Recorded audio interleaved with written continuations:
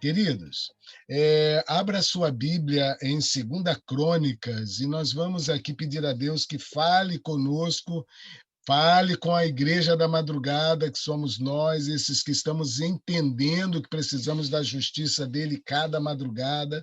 Nós vamos aqui ver um rei, vamos analisar um pouquinho alguns versículos do rei Asa. O rei Asa. Eu vou ter que fazer uma introdução para que os poucos versos que nós temos aqui, né, eles sejam possíveis, tá? Eles sejam possíveis serem entendidos. E o primeiro verso que eu quero destacar é no capítulo 14, Segunda Crônicas, capítulo 14. Tá certo?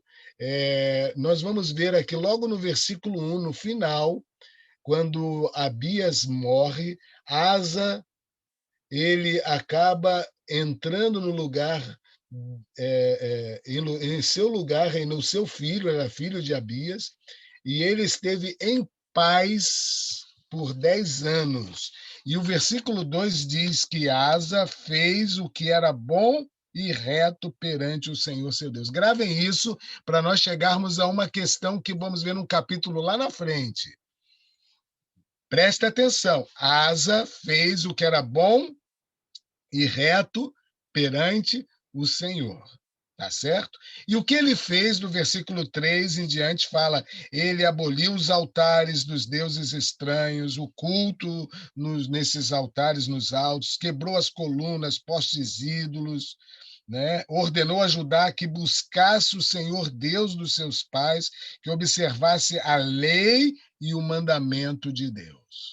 Então, por que Asa era chamado alguém que fez o que era bom e reto perante o Senhor? Porque ele abandonou a idolatria e ele passou a ser, literalmente, alguém que defendia os mandamentos de Deus.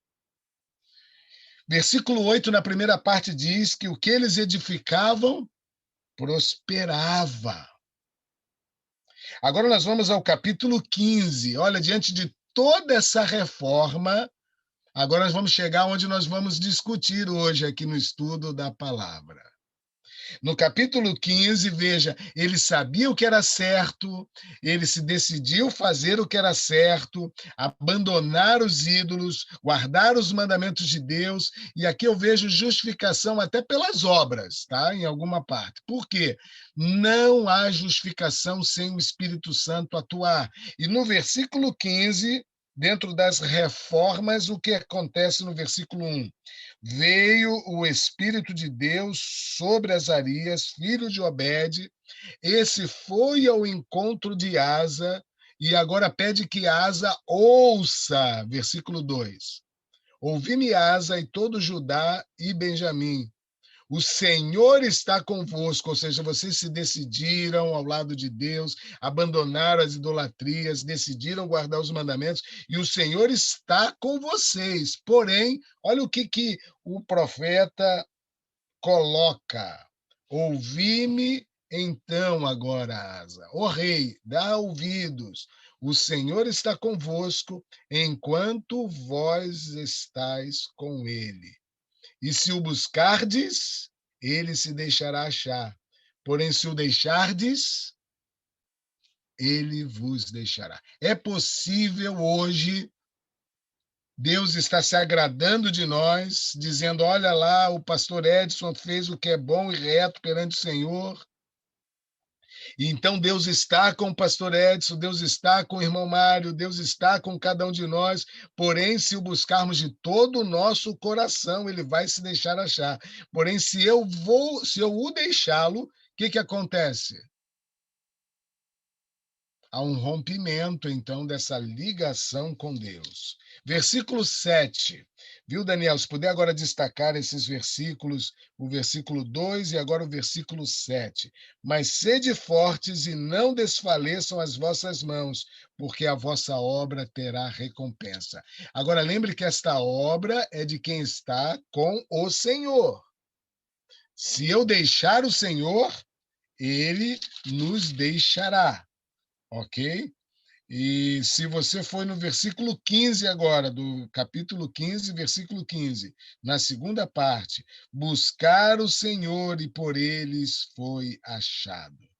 O Senhor lhes deu paz por toda a parte. O versículo 16, que até a sua mãe ele destituiu da dignidade de rainha, porque ela havia se voltado para a idolatria, fez uma imagem abominável. Ele não só destruiu a imagem, fez pó, queimou-a, ou seja, ele se posicionou ao lado do Senhor.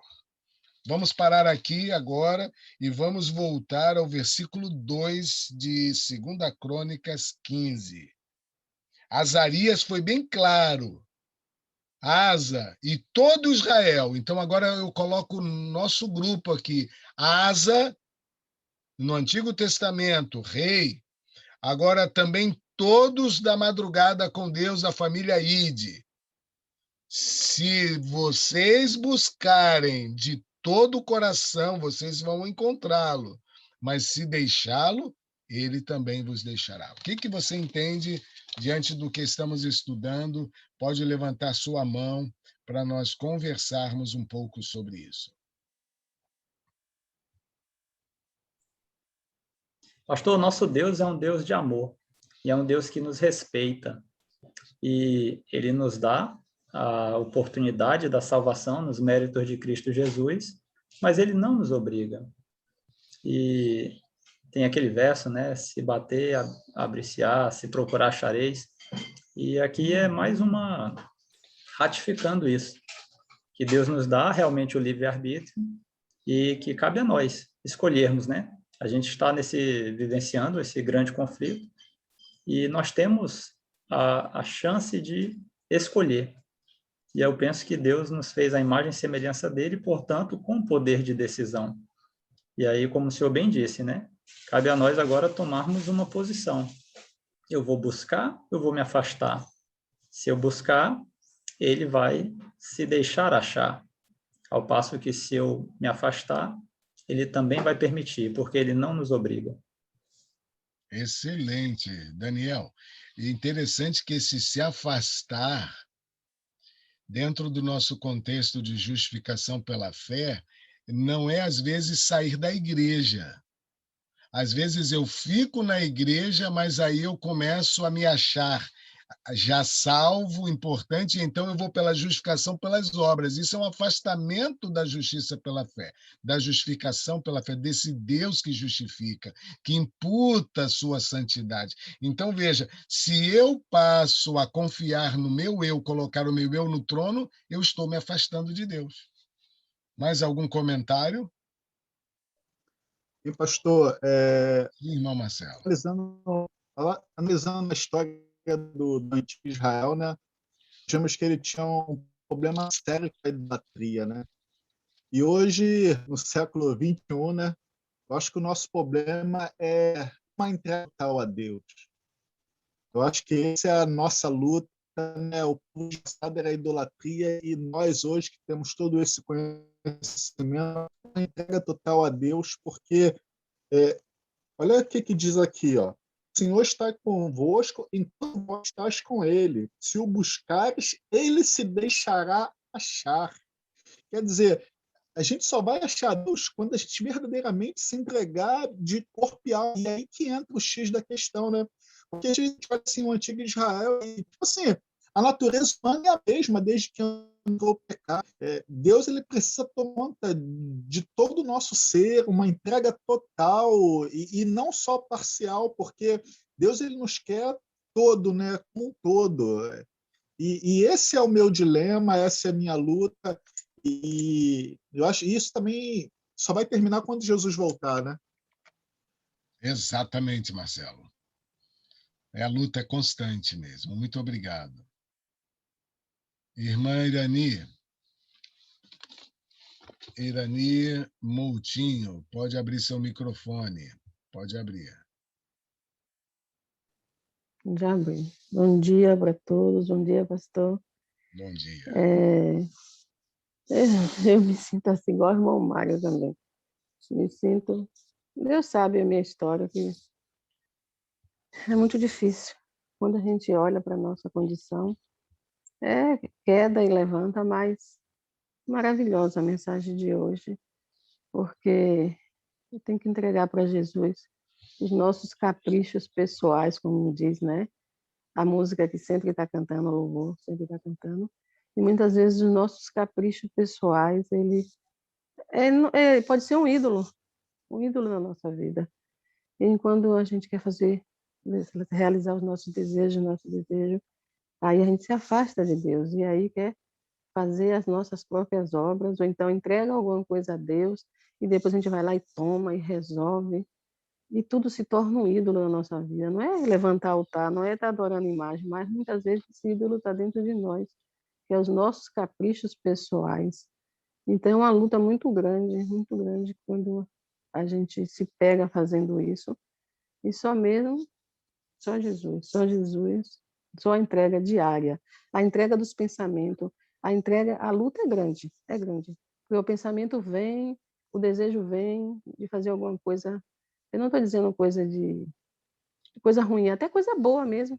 Tem que ter coisa boa, que muitas vezes você tem que dizer, tem que entregar a Deus e dizer, Senhor, isso está lhe agradando? Isso é para honra e glória do teu nome? Então, tudo, tudo, tudo tem que estar e perseverar.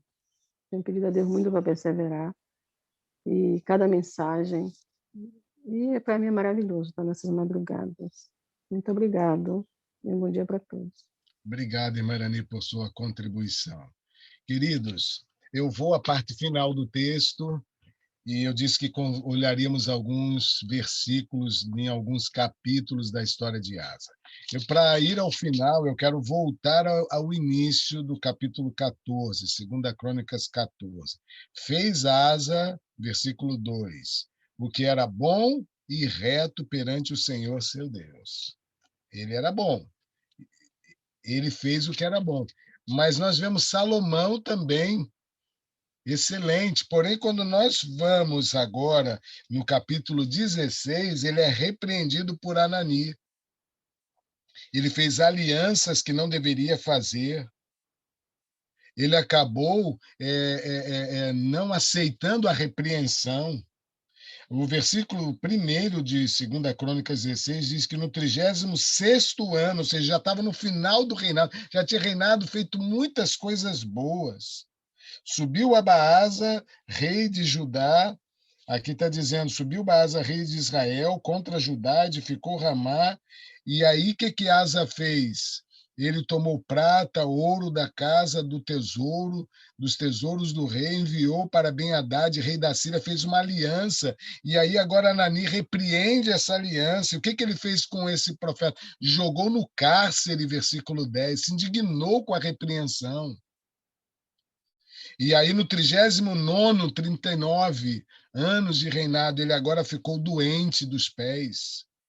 E acabou passando por mais um período doente. No 41º ano, morreu. Mas interessante, o que eu aprendo com toda a lição? Quando você vai ao estudo daqueles, como que nós vemos lá? Deus se deixa achar, enquanto nós estamos permitindo que ele esteja em nós. Mas se eu deixo Deus, eu estou perdido. Então eu pergunto, compensa ser 50, 60 ou mais anos adventistas do sétimo dia, guardando os mandamentos, fazendo o que é bom, repreendendo as idolatrias, né, irmão pastor Robson? Militando nesse exército, e lá no final você acaba se associando ao inimigo, e aí o que acontece? Vai compensar? O apóstolo Paulo é uma inspiração para mim quando ele diz, combati o bom combate, completou, ele foi até o final. Ou seja, Asa, para mim, ele serve aqui de um grande alerta. Eu posso até fazer o que é bom e reto, mas Deus está querendo me tornar agora alguém pronto para iluminar o mundo, coberto com a justiça dele, santificado por ele, onde nós vamos, pelo poder dele, levar muitos aos pés de Jesus. vamos eliminar as idolatrias da nossa vida, da igreja, nós vamos ser reformadores de brechas do muro, mas ele quer que eu permaneça até o final. Irmã Isabel, pode abrir seu microfone. Isabel Moreira aqui levantou a mão, pode abrir seu microfone. Bom dia, meu pastor. Bom dia. Foi baseado no comentário do irmão Mário, né? Que ele sente a sensação que ele explicou para nós. Eu sei que eu, miserável pecadora, também sou, como disse Paulo, né? Repetindo as palavras dele, sou um trapo de imundícia. Mas eu acho que é horrível termos a sensação de nos sentirmos perdidos, porque nós somos salvos não porque nós temos justiça própria, mas nós somos salvos nos méritos de Jesus. Então, se nós buscamos a Ele a cada dia e permitirmos que Ele faça esse milagre em nós, que o milagre da salvação faça parte das nossas vidas, eu acho que sentir a sensação de perdidos é como se a gente estivesse perdendo o nosso tempo todo buscando a Jesus. Eu não sei se eu entendi mal, mas eu fiquei assim muito triste, porque eu não quero me sentir perdida. Eu quero me sentir salva. Quando Jesus voltar, eu quero estar salva, porque essa busca que nós estamos fazendo diariamente é exatamente para isso, é para sermos salvos em Jesus. Exato. Irmã Isabel, quando Isaías teve esse encontro com Deus ali de fato, ele se sentiu assim. E o que aconteceu? Foi purificado com a brasa viva do altar. Ninguém, irmã Isabel, vai ser purificado enquanto não reconhecer o seu estado de perdido. Então, é necessário, quando nós temos um encontro com Ele, nós nos sentimos assim, mas não continuaremos nos sentindo assim. Por que não? Porque Ele vem e agora cobre com a justiça de Cristo. Agora, enquanto nós estivermos achando que eu não sou miserável, que eu não sou perdido, não sou pecador, Ele não vai, a justiça está própria ali, Ele não tem como cobrir com o seu manto de justiça. Entendeu, irmã Isabel? Então, entendi, essa pastor. é a diferença. Mas a gente busca o nosso Deus diariamente, de fato, porque sentimos essa necessidade, achamos isso, mas em Jesus nós também temos que encontrar a alegria de estarmos salvos. Amém, amém, amém. Por isso, esse momento que nos sentimos perdidos é o momento que Ele toca e nos dá alegria. Alegria da salvação, alegria da transformação. Vamos aguardar aí, irmão Mário. Ore para o irmão Mário restabelecer a internet. Tá bom. Ele está sem áudio, porque vocês vão ver como é gostoso alguém quando é tocado pela brasa viva do altar. Você se encontra pecador, mas você depois é transformado em alguém salvo, justificado por Jesus. Isso aqui é maravilha. Amém. Graças a Deus por isso. Irmão Rogério, pode abrir seu microfone. Bom dia, pastor. Bom dia a todos. Bom dia. Eu penso, pastor, que tudo que já foi dito aqui, realmente, quando nós não reconhecemos que somos falhos, que somos miseráveis, é porque estamos realmente perdidos, não temos esse reconhecimento. É triste, como a irmã acabou de citar aí, é triste nós lutarmos tanto, pedirmos tanto a Deus e ainda sentirmos isso. Mas isso acontece quando nós olhamos para nós. Quando nós olhamos para nós mesmos, nós não vemos condição nenhuma de nos salvarmos. É aí que entra a parte mais importante. Nós precisamos manter os olhos fixos em Jesus. Uma parte do texto que o senhor leu aí, olhar firmemente, manter o olhar firme em Cristo Jesus. Porque quando nós desviamos esse olhar em Cristo Jesus e olhamos para nós mesmos, é aí que entra esse sentimento de que não tem jeito para mim, eu sou miserável, não consigo. Tentamos colocar justificação pelas obras, olhando para mim, mas nós precisamos olhar para o que Cristo fez por nós. Amém. O que nós alcançamos, tudo que nós conseguimos, é porque Ele está operando em nós. Amém. Por isso nós temos que sair daqui como agora? Purificados, transformados. Irmã Andréia Munhoz, bom dia. Já estou aqui, pastor. Pode Bom falar. dia, Deus abençoe.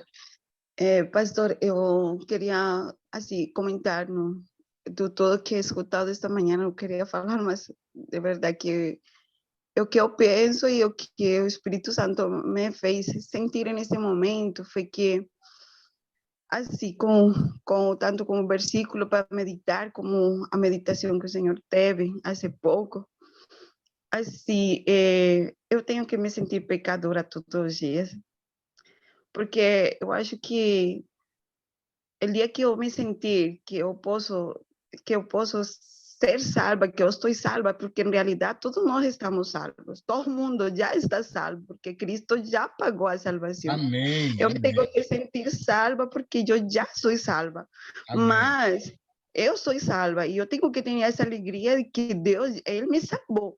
Só que o problema não é saber que eu estou salva. O problema é como chegar lá para estar salva para sempre. Porque agora eu sou salva, já Deus me deu a salvação, e não foi só para mim, para o assassino que está agora, para o estrupador, para todo mundo, Ele já deu a salvação. Eles já são salvos. Quem deles está perdido? Nenhum. Todos nós já estamos salvos. Mas o problema não é que estarmos salvos, o problema é como chegar o dia e nós poder ser salvos eternamente. Então, assim, eu acho que a justificação por la fé, ela é muito importante. Por quê? Porque ela tem que ser todos os dias, não como um rei Asa, que ele fez o que era reto delante dos olhos de Deus hoje, e amanhã à noite eu já fiz a minha parte, já não tenho que fazer nada mais, eu já fiz o que era e agora eu esqueço, ahorita eu continuo fazendo o mesmo. Esse é o nosso problema, essa é a nossa maior dificuldade, que o que eu faço hoje não serve para amanhã. Amanhã eu tenho que voltar. Por isso, eu gosto muito desse versículo de Isaías, que diz que as promessas de Deus são renovadas cada manhã. Cada que eu me levanto, eu tenho que entender que o que eu fiz de bom ontem, se eu fui bom, se eu orei, se eu me consagrei, se eu ajoelhei a Deus, se eu pedi perdão, se eu lutei contra o pecado ontem, hoje é um dia que onde eu me tenho que levantar, eu me tenho que sentir miserável, eu me tenho que sentir pecadora, porque a minha tendência, se eu me afastar de Deus, é o quê? O pecado. Se ontem eu fui, digamos assim, ontem meu anjo foi para o céu e levou todas as anotações excelentes e falou assim, Senhor, Andrea hoje está salva. Mas se eu acordar e eu meio não levantar a madrugada, não faço a lição e eu vou para a rua, o inimigo, só isso hoje me pode afastar de Deus. E esse afastamento de hoje me pode levar à perdição, porque se eu perder minha vida hoje, afastada de Deus, eu vou perder a vida eterna. Então, a minha vida, ela tem que ser uma constante, todos os dias. A justificação pela fé, ela tem que ser cada minuto, cada segundo, cada instante de minha vida.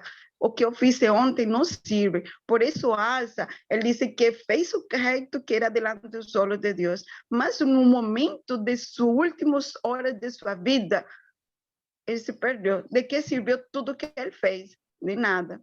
Então, por isso, quando disse o apóstolo Pedro, ele fala assim, miserável, Paulo não me lembro, miserável homem de mim. Isso, e Pedro, para mim, o Paulo é um exemplo de cristão que eu poderia ter em minha vida, né? Mas ele se sentia miserável todos os dias de sua vida. Dizia, miserável homem de mim. Porque quando eu me sinto miserável, eu não dependo de mim, eu dependo de Deus. Obrigado pela contribuição, irmã Andréia. E lembre que o Espírito Santo que me revela quem eu sou. Miserável, nu, cego, não é? Precisando da justiça de Cristo. Mas no momento em que eu me sinto assim, eu preciso aceitar a justiça de Cristo. O problema está aí. Jesus morreu para salvar a todos, mas nem todos aceitarão a justiça de Cristo e querem entrar nas bodas com as suas próprias justiças. E ele é tirado das bodas e lançado no lugar onde vai ter choro e ranger de dentes. Então, veja, nós recebemos na cruz a salvação, e ela foi dada e oferecida para todos, mas nem todos aceitarão, quererão até ser salvos por si mesmos. Que Deus, então, abençoe, feche seus olhos, eu vou falar com Deus agora, nesse momento. Querido Deus, nós vimos a necessidade de aliviar o fardo, o peso que o pecado causou, entregando agora todos eles nas tuas mãos, porque o Senhor nos cobre com a tua justiça, e esta é a mensagem principal de hoje, Pai. Então nos dê alegria, porque onde o Espírito Santo entra tem amor, alegria, mansidão, humildade, domínio próprio, Senhor. E nós queremos ter um sábado com júbilo no coração, felizes.